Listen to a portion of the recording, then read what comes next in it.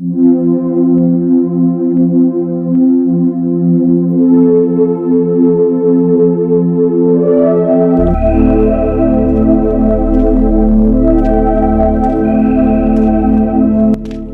ना हो महाराज, वो अवश्य आएंगे।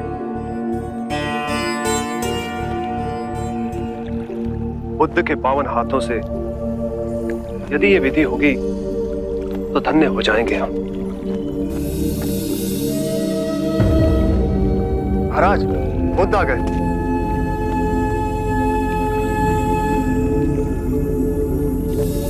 प्रणाम। एक विनती है आपसे। कहिए राजन। पिछले कई दिनों से मेरे स्वप्न में मेरे पिताश्री आ रहे हैं।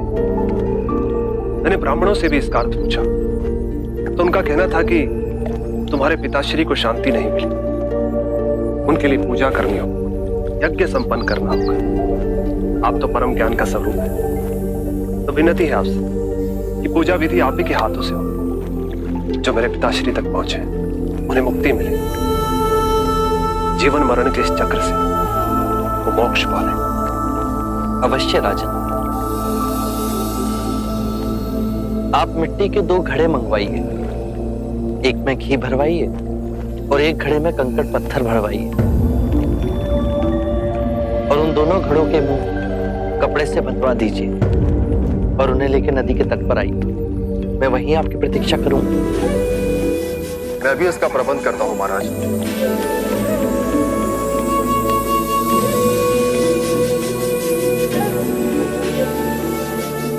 महाराज, अब आप इन दोनों घड़ों को पानी में डाल दीजिए।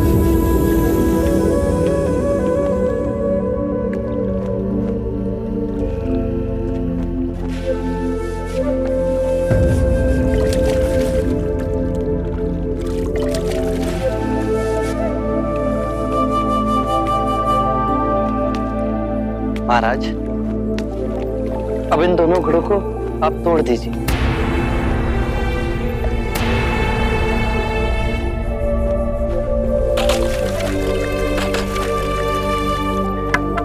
महाराज, अब आप ध्यान से देखिए कि ऊपर उठ पानी पर तैरने लगा।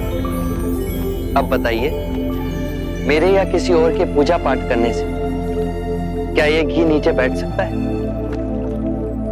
असंभव। ये तो घी का स्वभाव ही नहीं। सत्य कहा आप। उसी प्रकार किसी भी पूजा पाठ, विधि विधान, कर्म कांड के द्वारा पानी के अंदर डूबे हुए कंकड़ पत्थर क्या ऊपर आ तैर सकते हैं? नहीं बुद्ध, ये तो प्रकृति के नियम के विरुद्ध है। तो हम प्रकृति से भिन्न कैसे हो?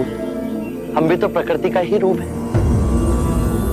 सत्य कहा बुद्ध। एक सत्य ये भी है राजन, यदि हमारे पूर्वजों ने अपने जीवन काल में कंकड़ पत्थर बोए, दुष्कर्म किए, तो वो स्वाभाविक ही कंकड़ पत्थर की तरह नीचे बैठ जाएंगे।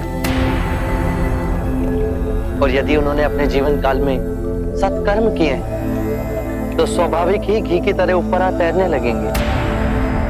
जो बोएंगे वही काटेंगे। परंतु इस शरीर रूपी जीवन काल में ही नहीं, अपितु इस शरीर रूपी जीवन काल के पश्चात वाली यात्रा में भी हम जैसे कर्म करेंगे वैसा ही फल मिलेगा। अब बताइए, इस प्रकृति के नियम को कोई पूजा पाठ, कर्म कांड, विधि विधान, यज्ञ हवन मिटा सकता है? राजन, मैं भी इसको नहीं बदल सकता। केवल अच्छे कर्म ही मनुष्य की मुक्ति का द्वार खोलेंगे। एक ऐसी तलवार है आपके हाथ में जो एक क्षण में सारे झूठ काट केवल ज्ञान को प्रकाशित करती है। ना जाने कितने जन्मों और भटकता हूं यदि आपकी कृपा ना होती। इस एक क्षण में आपने अपनी अदृश्य तलवार से मेरे अहंकार का सर भी काट दिया। धन्य है प्रभु।